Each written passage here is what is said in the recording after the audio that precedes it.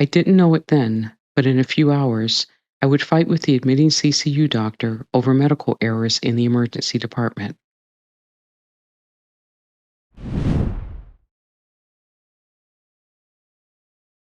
August 6, 2021 started like a typical morning. I was working from home due to COVID. After I helped Mama get dressed, I took Mama's vitals as I did every morning. I noticed blood in Mama's stool. The bleeding was a serious issue because Mama would not take any blood products. I called 911. The EMTs arrived, took Mama's vitals, which were normal, took some medical history from me, and rushed Mama out of the house. I walked the stretcher to the ambulance and told Mama I would meet her at Emerson Hospital as quickly as possible. Mama was in good spirits. I estimate that I arrived at Emerson Hospital 25 to 30 minutes after Mama arrived. I wasn't sure what to expect when I opened the door to Mama's room. The last time I saw Mama, she was in the ambulance. As soon as the door was slightly ajar, I heard Mama talking incessantly, and when the door was fully open, I saw Mama's bright smile. I was relieved. Everything was going to be okay. Mama was happy to see me, and I was thrilled to see her. The nurse was on the stool on the left side of Mama's bed. We introduced ourselves, but the nurse already knew my name and all about me, thanks to Mama. Mama's nurse told me there were 2 episodes of rectal bleeding before I arrived. That was concerning.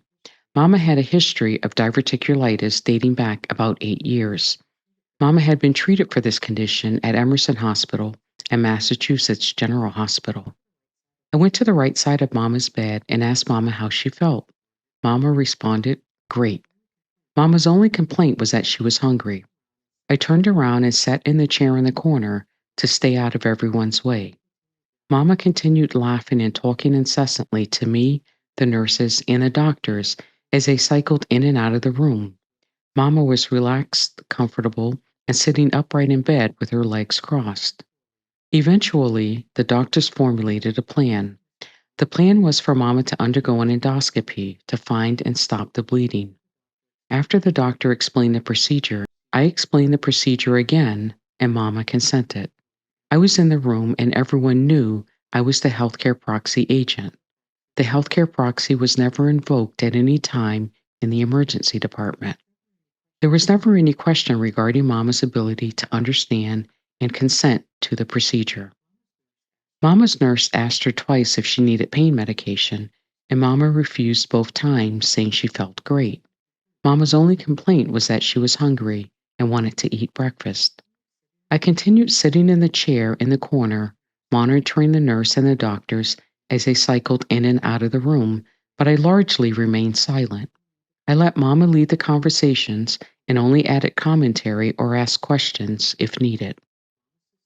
Mama's systolic blood pressure suddenly dropped from the low 130s to 83. I had never seen a 50-point drop in blood pressure. There were no intermediate blood pressure readings, only the sudden drop. I didn't want to alarm Mama, so I calmly told the nurse that Mama's systolic blood pressure suddenly dropped to 83. I watched the nurse look up at the monitor. The nurse said the reading was wrong. Even with the 50-point drop in blood pressure, Mama was fine. After a few minutes, Mama's systolic blood pressure precipitously rose 50 points back to the low 130s, and I told the nurse the reading returned to normal. I took Mama's vitals, oxygen saturation, pulse rate, blood pressure, and glucose level daily. This fluctuation was not expected. Mama was okay, but something didn't seem right. I started monitoring Mama's systolic blood pressure even closer. Suddenly, I noticed that Mama's systolic blood pressure dropped again. This time it dropped from the low 130s to 60. This was now a 70-plus point drop and the second unexplained drop in blood pressure. I didn't say anything for a few seconds. I remember listening to Mama continue to talk without difficulty while I turned to my right and looked at the door. On TV, a team rushes into the room, throws me out of the room, and closes the door, and the doctor starts giving fast-paced instructions, and everyone moves around at a rushed pace. But no one came rushing in, and this is corroborated in Mama's medical records. I looked back at the monitor and Mama's systolic blood pressure was still 60. How was that possible? I didn't understand why there wasn't an audible indicator for the 50 plus and 70 plus point drop. Mama continued holding a conversation, exhibiting no signs of distress. Mama was unaware of the second dramatic fluctuation in her systolic blood pressure. More importantly, the nurse had no clue that Mama's systolic blood pressure had dropped again. For the second time, I had to tell the nurse that Mama's systolic blood pressure dropped, this time to 60. I was looking directly at the nurse. She barely looked at the monitor, but acknowledged that the reading was wrong. I went from something doesn't seem right to something isn't right. Mama continued talking and interacting. The nurse was unconcerned, but I was worried. I tested Mama's coordination and cognitive abilities. I got up, walked to the foot of the bed, and rolled the blankets back. I asked Mama to uncross her legs, and Mama did this without difficulty. I felt and looked at Mama's feet. There was nothing out of the ordinary.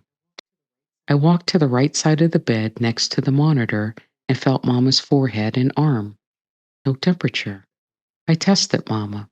I told Mama that if COVID was under control, I would get tickets to the ballet. I snapped my fingers like I couldn't remember the name, and Mama blurted out, Alvin Ailey, like something was wrong with me. We always went to the matinee and then had an early dinner in Boston. I asked Mama if she wanted to try a different restaurant, and Mama said no. Let's go back to, I won't say the name of the restaurant on video, but it was correct. Finally, I said, I was not sure what I was going to order, and Mama interjected, I'm ordering soft-shell crabs, and that's precisely what Mama always ordered. I asked Mama if she was lightheaded or dizzy, and Mama said no. Mama said her stomach even felt better.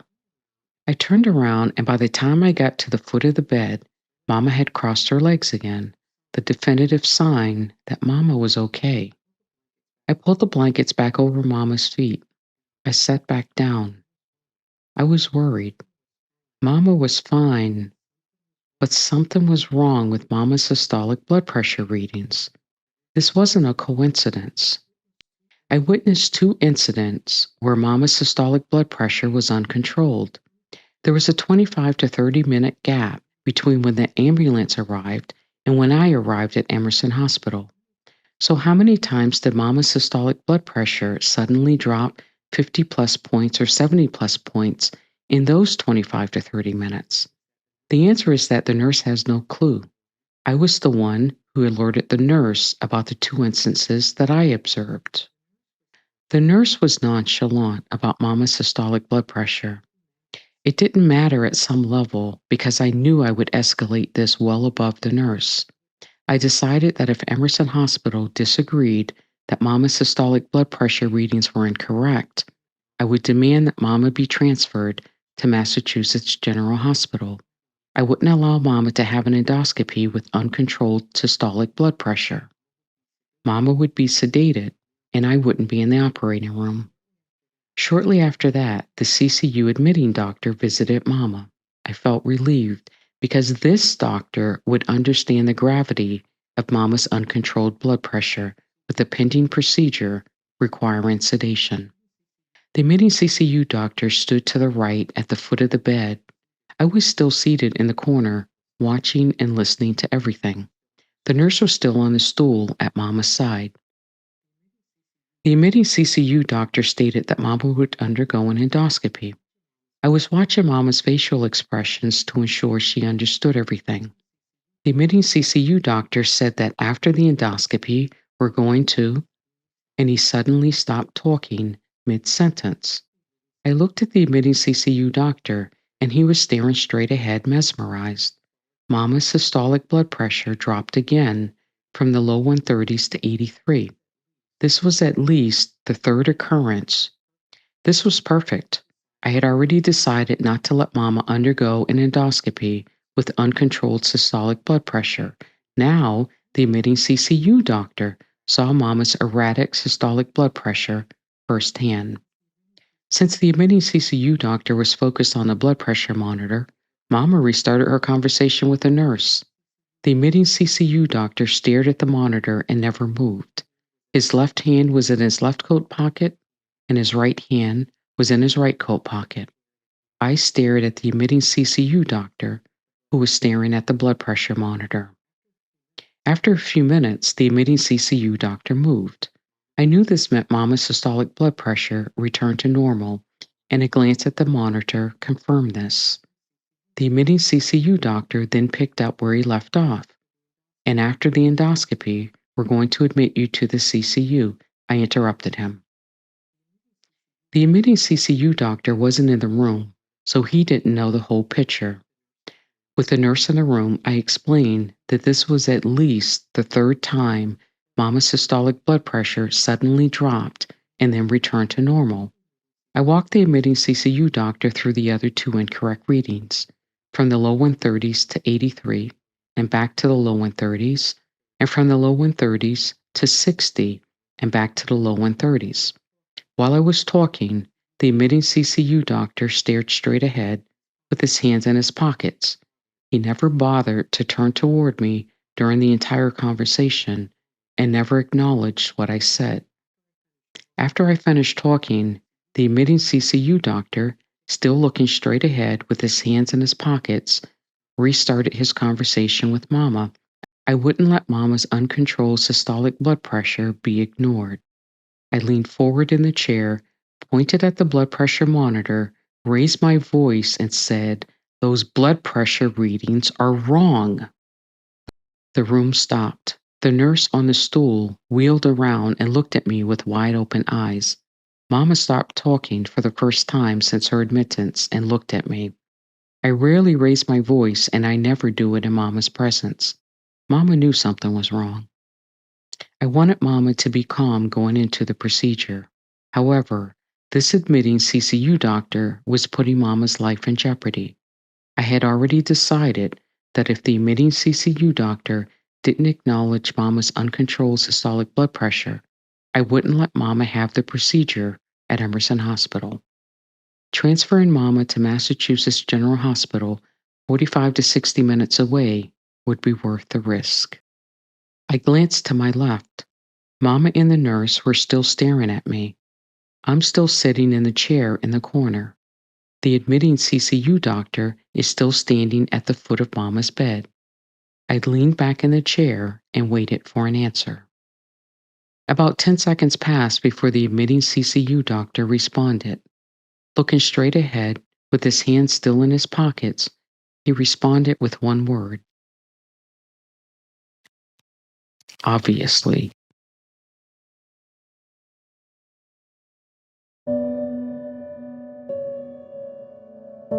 I didn't like the admitting CCU doctor's arrogant response.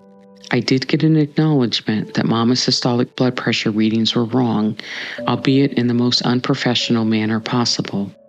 The admitting CCU doctor knew Mama's systolic blood pressure was uncontrolled. It is indisputable.